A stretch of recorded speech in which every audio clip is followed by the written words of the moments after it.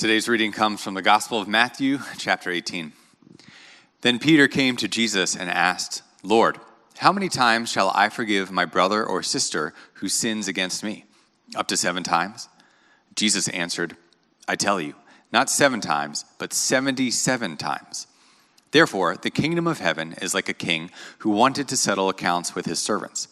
As he began the settlement, a man who owed him 10,000 bags of gold was brought to him. Since he was not able to pay, the master ordered that he and his wife and his children and all that he had be sold to repay the debt. At this, the servant fell on his knees before him. 'Be patient with me,' he begged, 'and I will pay back everything.' The servant's master took pity on him, canceled the debt, and let him go. But when that servant went out, he found one of his fellow servants who owed him 100 silver coins. He grabbed him and began to choke him. 'Pay back what you owe me,' he demanded. His fellow servant fell to his knees and begged him, 'Be patient with me, and I will pay it back.' But he refused.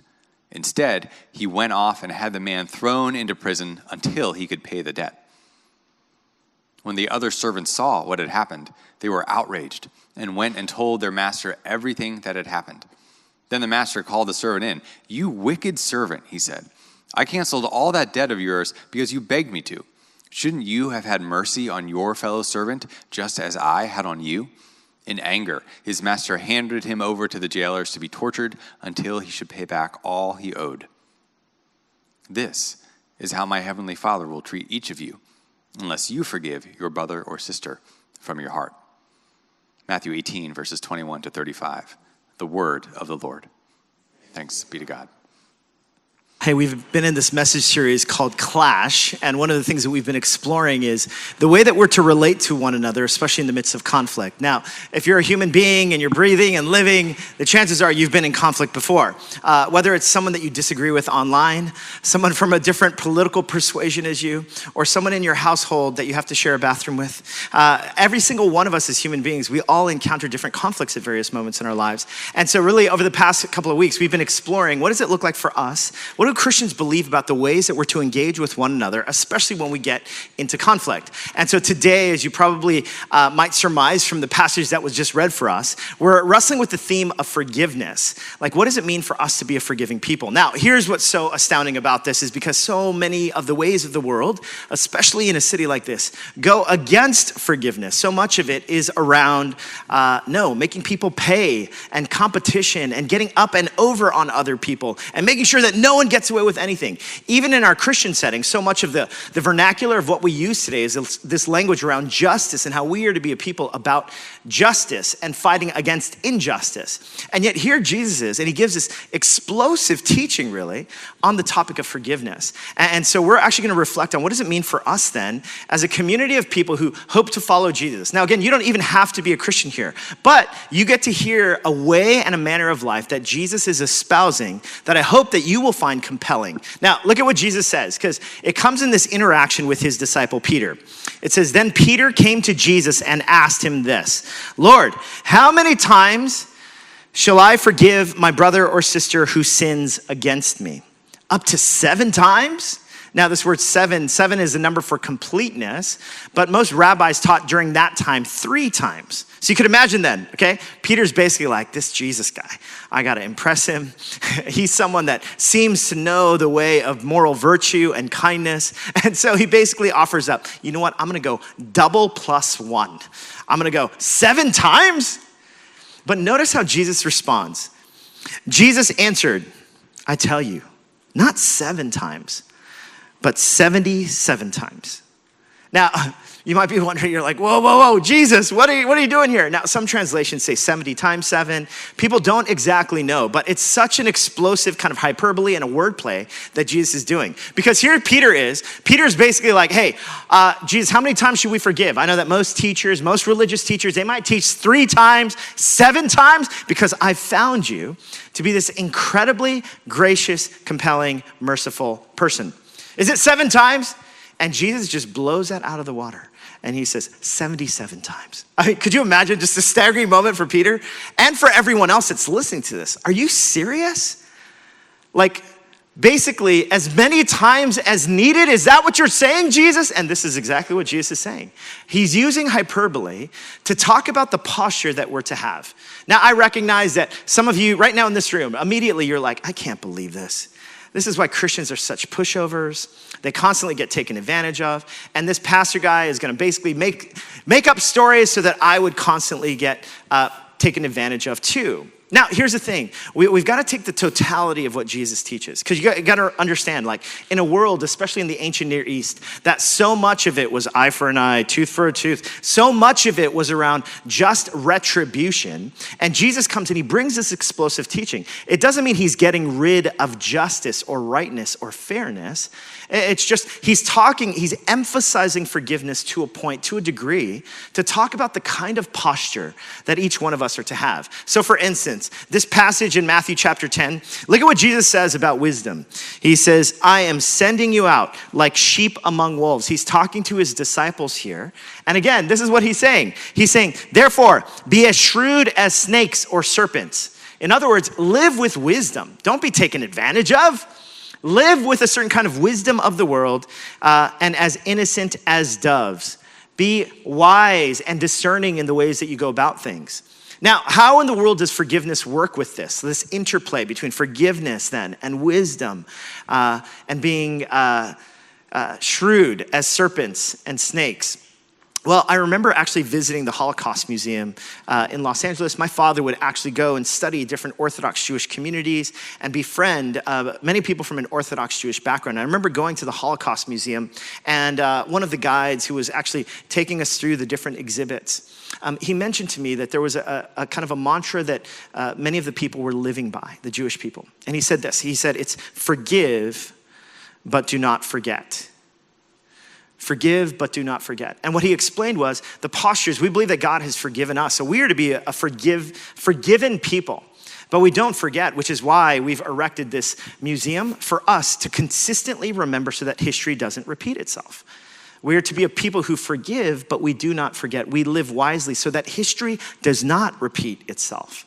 Now, do you see how this works out then? I am to be a person who is working towards forgiveness because this is what Jesus has called me to do. However, this doesn't mean that I don't act wisely or with shrewdness in the ways that I engage the world. So for instance, someone might be found, let's just say they stole the money from the church or the offering or something, you know? And there's a moment where it's like, okay, forgiven, we've stolen that money. Some of you are like, oh, Drew, are you giving us ideas here? Well, either way, something happens. Now, what does it look like for us then to discern what forgiveness might look like?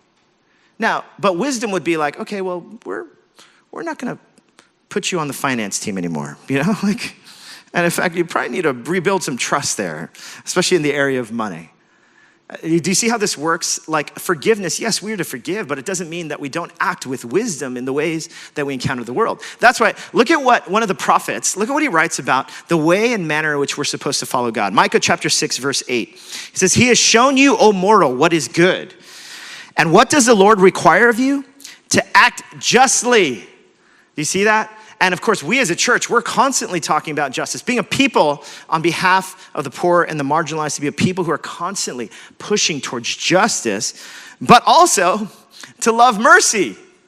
Now, isn't that funny? It's like, wait a minute, justice and mercy. Isn't mercy not giving someone what they justly deserve, but actually showing them mercy? And yet here God is. The earliest prophets, they understood that it was about integrating all of what it means to be just and merciful and kind and to walk humbly with your God.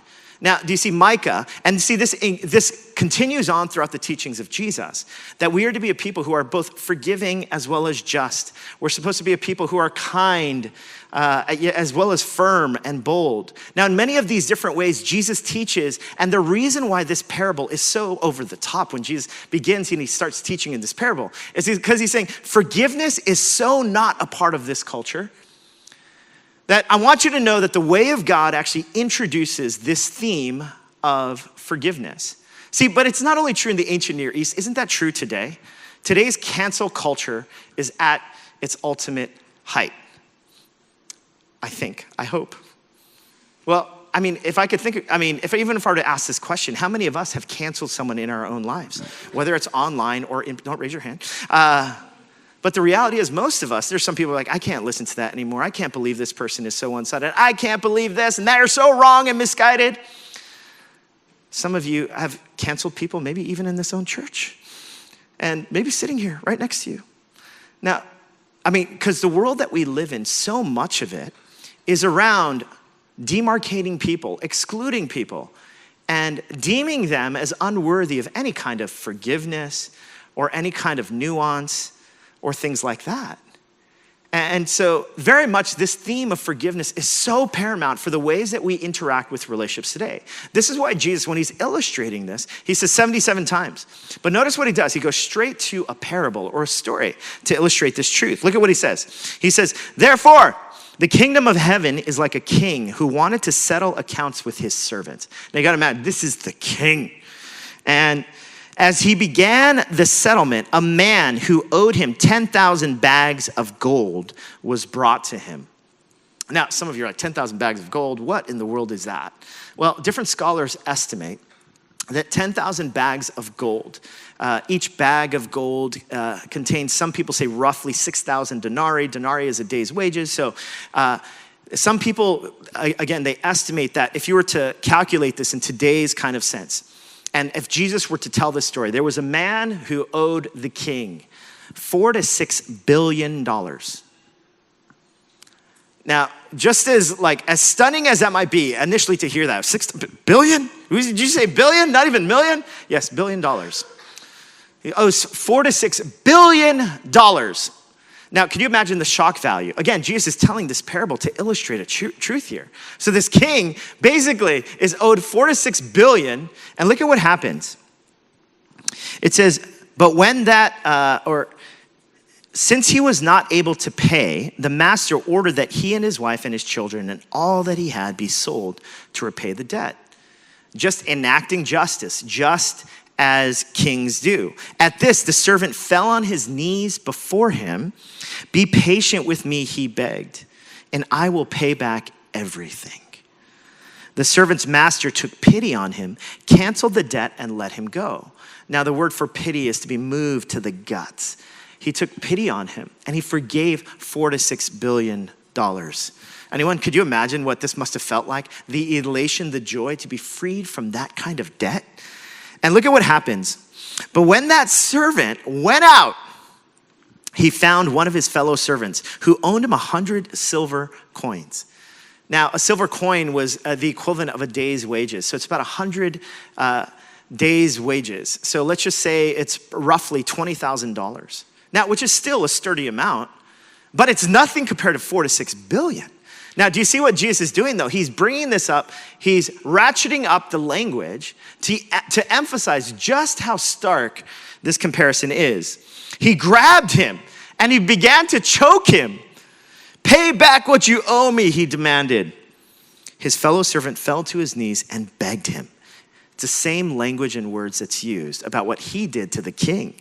And it says, be patient with me, and I will pay it back. But he refused. Instead, he went off and had the man thrown into prison until he could pay the debt. Now, I know what you're thinking, because what you're thinking is about what's to happen. Look what it says. When the other servants saw what had happened, no way are you going to do this, man. You were just forgiven billions of dollars. And look what it says. They were outraged and went and told their master everything that had happened. Then the master called the servant in. You wicked servant, he said, I canceled all that debt of yours because you begged me to. Shouldn't you have mercy on your fellow servant just as I had on you? In anger, his master handed him over to the jailers to be tortured until he should pay back all he owed. This is how my heavenly Father will treat each of you unless you forgive your brother or sister from your heart. Whew. What a story. What a way to illustrate this.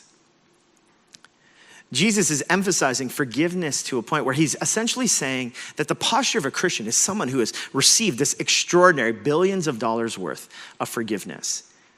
That first, we are to see ourselves in such a manner that we are so humbled by such an incredible debt that's been forgiven, and that we are then to go and extend likewise. That the way that people are to experience us as a people of forgiveness. Now, as I was thinking about this myself, I was thinking about, think about kind of this kinds of sins that's perpetrated in the world that the world does not forgive. Think about betrayals, genocides, racism, sexism. Just think about all the ways that people have perpetrated evil in the world. Now, every time I was doing this exercise, I would start to go crazy because I'd be thinking about like, no, like that requires justice. And it does. This is why we have laws and governments and ways of governance. But could you imagine, like, even in a world and a code that Jesus lived in, there's justice, and yet Jesus is emphasizing forgiveness to the point about debts being forgiven in such a manner that if you think about even the atrocities of the world, and think about ever forgiving an atrocity that perhaps you or your family experienced. Think about how crazy that is. And then I was starting to think about just what about sins that are hard, that have been committed against you, that are so difficult for you to forgive? People who have hurt you or wounded you. Parents, friends, children, cousins, neighbors, Republicans, Democrats. I mentioned both, by the way. Just equal opportunity here. Right? Just imagine the ways, like the people that you have canceled, or just the people that you have found, even today, as you think about your own life, people that are so difficult to forgive. People that have wronged you, that you've had to put up a boundary with. Now, isn't it stunning that Jesus basically is speaking with such hyperbole about 77 times, $4 to $6 billion. This is how much you've been free. And will you not forgive as well? Now, there's a part of me that chafes at that. The New Yorker in me chafes at that incredibly. There's no way I'd want to do that. Hannah Arendt, who's a social theorist and philosopher, look at what she writes. She writes about the cycles that we find ourselves in the world today. Vengeance encloses both doer and sufferer in the relentless automatism of the action process, which by itself need never come to an end. She's writing about the human condition, not from a Christian perspective, but she's basically saying this about the human condition, is that the reality is the way that most of us operate in the world is we operate in a manner in which, man, if someone wants to fight, I'm gonna fight back. If someone pokes me, I'm gonna poke them back. And the cycles of violence never end. In fact, in wars, there's something called preemptive strikes.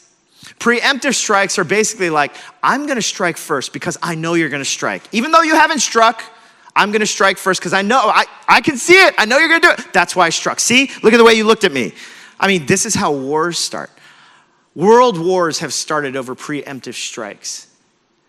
Isn't that fascinating? And the reality is most of us, this is the way it works, right? Someone puts up their hands, they're ready to fight, and what do? We go, man, I'm from Midtown. I'm gonna sue you. No, I'm just kidding. I'm not gonna fight, I'm gonna sue you from Midtown. This is what we do, right? We get into this posture of like, hey, you're gonna put your hands up? All right, I'm ready to put my hands up too. And what Arendt is saying is what you and I already know, especially in a town like this. Yeah, if we fight, I'm gonna fight too. And the question, and what Arendt is bringing up and proposing is, when does the cycle end? When or how does it end in relationships? When we're constantly trying to one-up each other. What will stop the cycle of violence? What will stop it? Electing the person that we want elected. Then the government will be all at peace and the nation will be united. That was a joke, but it wasn't, yeah, I don't know, it wasn't delivered very well, right? Like, no. What would stop this cycle? It's one of the questions that's examined by a Croatian-American theologian named Miroslav Volf, who lived during the time of the Yugoslav wars during the 90s. And in the 90s, there were all sorts of battles and ethnic cleansing. And some estimate that 140,000 people were killed in these ethnic battles that happened in Yugoslavia. Since then, the nations have been divided and demarcated in various different ways. And yet he was wrestling with this very kind of principle of like, when does the cycle of violence end? Racism, ethnic cleansing, wars, and bloodshed. And he wrote this book called Exclusion and Embrace. The reality is the way that the world operates, so much of it is around exclusion. The way that we exclude one another, the way that we demarcate, we say, oh, this person's too tall, too short, comes from a different race, comes from a different background, believes something different, whatever it might be. And what ends up happening is the natural human tendency is what Arendt talks about, is that we are a people that are constantly in perpetual violence against one another. This happens in our homes, in our neighborhoods, in our workplaces. And the question is, when does the violence end? When does the cycle end? And he talks about how the Christian faith brings this incredible resource of Jesus. Because the way that Jesus ends up breaking the cycle of violence in our faith is he actually enlists the best weapons and armies to overthrow Rome. And it's so amazing and glorious. And we sing patriotic songs about how Jesus overthrew Rome with great big guns and tanks and artillery. I'm really sarcastic today. I don't know what's going on. I don't know what's going on. No, he doesn't do that. He dies on the cross. And he says, Father, forgive them, for they don't know what they're doing.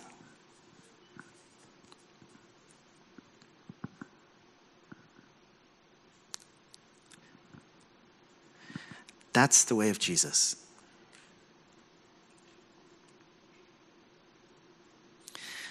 The way of Jesus is loving, vulnerable sacrifice. Is love and kindness and forgiveness for me and for you. Look at what Wolf writes in his book. He says, all sufferers can find comfort in the solidarity of the crucified. I mean, isn't that why we choose to follow Jesus? Jesus died for us. He offers his grace and his mercy. Yes, I find solidarity in that. But notice what Wolf writes. But only those who struggle against evil by following the example of the crucified will discover him at their side. What is he saying? See, there's, yes, one part of receiving the gospel is believing, God, you've forgiven me. You are gracious to me. But there's this other part. It's when you begin to live that out, not only become a recipient of mercy and grace, but begin to actually dispense mercy and grace. That's the part where you find true solidarity in Jesus. To claim the comfort of the crucified while rejecting his way is to advocate not only cheap grace, but a deceitful ideology. You know, I wish I could tell you, God's grace is merciful. He's free. He's forgiven you. And that's it. See, but there's this other part of the good news, and it's go and do likewise. Go and now be a bearer of the way of Jesus. Break the cycle of violence that exists in your neighborhood, in your home, in your relationship, in your marriage, with your children, whatever it might be. Break the cycle of violence through loving sacrifice. This is the way of Jesus, and this is the way of forgiveness. Now, here's what Wolf writes, though, about why forgiveness is so difficult. Look at what he says. He says, forgiveness flounders because I exclude the enemy from the community of humans. In other words, I see enemies, and they're so two-dimensional. They're just evil, pure evil. That's who they are. Even as I exclude myself from the community of sinners.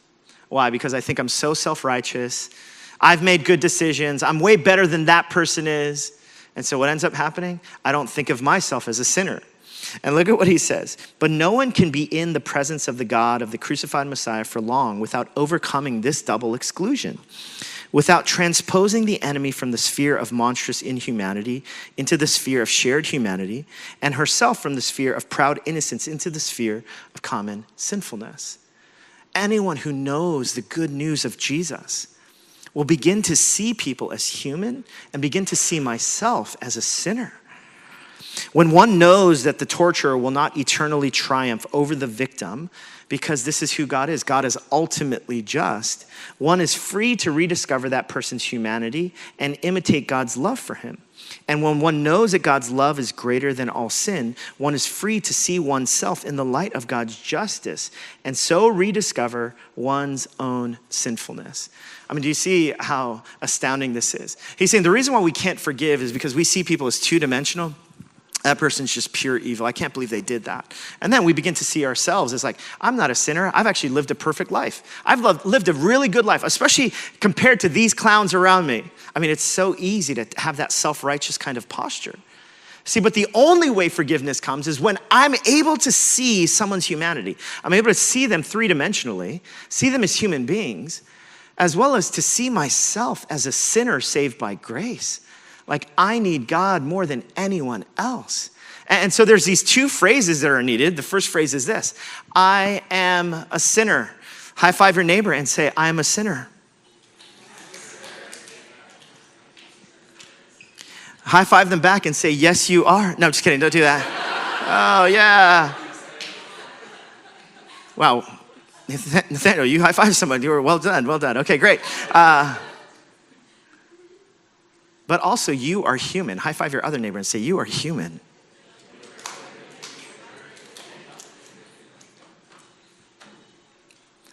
It's only when we're able to embrace both of these things. Now, the good news of Jesus on a cross is he invites us to be able to see both of those things. And what this parable is saying is, yes, we embrace our shared sinfulness, my shared sinfulness, as well as our common humanity. You know, last week I talked about the conflict that has so kind of characterized my life with my dad, and the process of me trying to change him and fix him and going to therapy and becoming awakened to all these feelings of rage that I had against my dad and feeling like I needed to change him. And of course that went terribly. It went so horribly that he ended up disowning me a couple times and our relationship was going nowhere. Why? Because I was so self-righteous in the way that I was dealing with it. And I somehow had this idea that I was the savior that had to change him and to fix him. Until I realized, like, gosh, it's me. I need to change. And we talked about the serenity prayer which says, God, grant me the serenity to accept the things I cannot change or the people that I cannot change. The courage to change the things I can. The only things I can change is myself, my perspective, the ways before God that I can walk humbly with God. And the wisdom to know the difference. And one of the turning points for me then was being able to now begin to see my own self-righteousness. One of an advice that a mentor gave me during that time is I was kind of wrestling with kind of my own relationship with my dad. And I realized this was an incredibly difficult practice for me because it went so against my culture. So the practice was, the mentor said, begin to see your dad or to begin to visualize your dad and call him by his first name. Now you gotta understand, as a Korean American, like if I really did that to my dad, so if you ever see him, don't tell him I ever did this publicly, okay? Just like, he would definitely not be happy. But I said, his name is Young, and I started to visualize my dad as Young. And I started to visualize him as a child, being called by his name, Young. And one of the most transformative experiences for me was that brought so much healing in my relationship with my dad in our own reconciliation journey. To move from exclusion to embrace was actually beginning to see my dad as a human being. And so many of the conversations that we have today and much of my own journey of forgiveness has not been him saying, I'm really sorry to me in any way. It's been me being on this journey in my own heart of being able to see him as an actual human being, is not just someone who perpetrated all this stuff against me and this is why I'm so angry and hurt, but to actually see him as a human being. And when I began to listen to his story, his own pain, As a young person growing up, malnourished in a war-torn country without a father of his own, growing up with so much angst and anger and hurt. The racism that he kind of experienced when he immigrated to the country. It was like the first time in my life that I saw him like as a human being. As young. Not as dad or as this person that I'm so angry at, but as a human being. What does it look like for each one of us then to grow in our own kind of sense of our own sinfulness first, and also the humanity of others? And to grow in such a manner that forgiveness can begin when we're able to see ourselves as needing forgiveness ourselves as human beings who, God, grant me the serenity to accept the things I cannot change, but the courage to change the things I can. The ways in which I've messed up, the ways in which my self-righteousness has often gotten the best of me, the ways in which I want to be right all the time and I want to fix and correct people. And God, would you invite me to start to see that I am not excluded from the community of sinners? Now I recognize, even as I mentioned this relationship with my dad, some of you, you're in such conflicted relationships. There's been so much pain or abuse that you've experienced that it's right and proper for you to set up a boundary. And I'm not saying that you're to engage the same way that I have with my father. That's brought about so much healing to my relationship with my dad.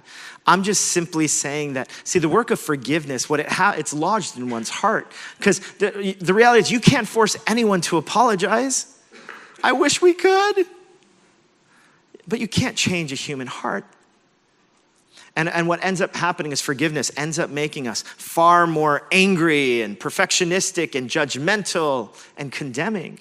And what forgiveness ends up doing, like Walt mentioned a couple of weeks ago, is it ends up making us more bitter and angry. See, but the pathway that Jesus is inviting us to is, will you be someone who begins to see yourself as a sinner saved by grace? Billions of dollars. See ourselves as needing God just as much as anyone else, needing and wanting and longing to break free. And then being able to see others in the community of humans and begin the work of forgiveness in our own hearts. You know, one of the things I really appreciate about Jesus here, look at what he says. He says, Jesus answered, I tell you, don't forgive him 7 times. He says 77 times. Now notice, he's using a word play here, right? Because he's taking what Peter had suggested. He's saying 77 times. But what he's suggesting is, he's not saying, hey, at 77, you better keep your count up to 77, and then that's when you cut the person off forever. No, he's like 77 times. What he's simply saying is 77 times, 78 times, 79 times, 80 times. He's basically saying, like, don't you understand? Forgiveness is the kind of heart and the posture that is to mark the people of God. And the reason why he says 77 times is because he recognized this is all a process. It's all a journey that we find ourselves on. I recognize there are some painful relationships that some of us are in. It's been a process. There have been betrayals that we've experienced. They've been so hurtful and damning and haunting. And one of the phrases that my therapist often uses and shares with me that very much goes in line with kind of the Christian message of what it means to grow is this phrase, progress, not perfection. Progress, not perfection. And what Jesus, when he's saying 77 times, what he's saying is, do you see, this is a process, and hopefully that process is progressing. We'll never fully arrive. And some of us, even in my relationship with my dad, there's ways in which I will continually be wrestling with what does it look like to forgive and be a loving, reconciled, embracing presence with him. But there's been such remarkable progress. Progress, not perfection. When you and I, when we think of some of the relationships that have caused such pain, anguish, woundedness, whatever it is, what if the invitation to you is, will you begin the journey? And if you've already begun the journey, will you simply make progress? May never be perfect, but before God, would you begin to say, God, grant me the serenity to accept the things I cannot change, the courage to change the things I can, and the wisdom to know the difference. Help me to stop the cycle of violence that exists in the world, that I might be a healing presence instead of a wounding one.